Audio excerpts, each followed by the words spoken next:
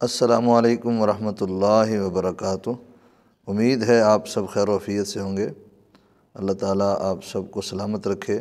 یہ ایک خبر آپ پڑھیں، پھر اس پر بات کرتے ہیں۔ اس خبر میں بی بی سی انجینئر محمد علی مرزا کو بڑھا چڑھا کے اور ہلکے پھلکے انداز میں مسکراتے ہوئے بات کرنے والا اور اسے مذہبی رہنما اور مذہبی اسکالر اور غیر روایتی انداز میں گفتگو کرنے والا، یعنی اس کے لیے چکڑی چپنی باتیں بنا کے وہ خبر نشر کی جا رہی ہے۔ بی بی سی یہ کیا ہے؟ بی بی سی ایک غیر ملکی خبر ایجنسی ہے۔ اچھا، غیر ملکی خبر ایجنسی سے کسی کے بارے میں اس طرح کی خبر لگ جانا، کیا خیال ہے؟ اس بندے کی صداقت، اس کی امانت، اس کی دیانتداری اور اس کی نیک نیتی اور اس کی نیک نامی ہے؟ ہرگز نہیں۔ کیوں کہ یہ بی بی سی اور اس طرح کے جتنے بھی چینلز ہیں یا اس طرح کے جتنی بھی خبر ایجنسیاں ہیں، یہ کسی کے بارے میں بھی خبر لگا دیں تو ان کی خبر لگانے سے اس بندے کی صداقت، امانت، دیانتداری، دینداری اور اس بندے کا نیک نام ہونا یا اس بندے کا صالح اور متقی ہونا ہرگز ثابت نہیں ہوتا۔ ٹھیک ہے؟ غیر ملکی ایجنسی تو ہمیشہ غیروں کو ہی پروموٹ کرتی ہے۔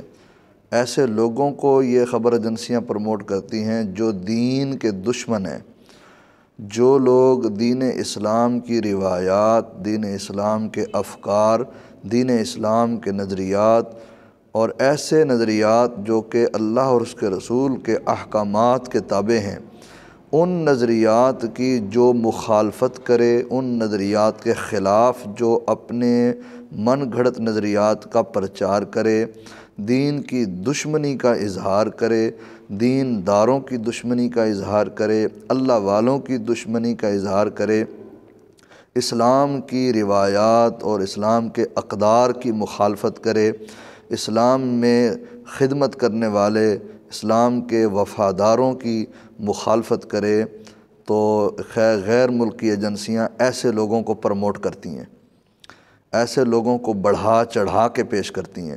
اور اب اس خبر کا نتیجہ کیا ہے؟ اس خبر کا نتیجہ یہ ہے کہ مرزا محمد علی انجینئر، اس کا سارا ماضی اور سوشل میڈیا پر اس کا جتنا ریکارڈ موجود ہے، اس ریکارڈ میں آپ دیکھ سکتے ہیں کہ یہ دین کے خدام اور اللہ تعالیٰ کے برگزیدہ بندے، اللہ کے نیک بندے، صالحین اور متقین، پرہیزگار بندے، ان کی شخصیات پر اور ان کی خدمات پر اس نے جس قسم کے تبصرے کیے ہوئے ہیں، اور اس سے کوئی مسلمان ناواقف نہیں ہے۔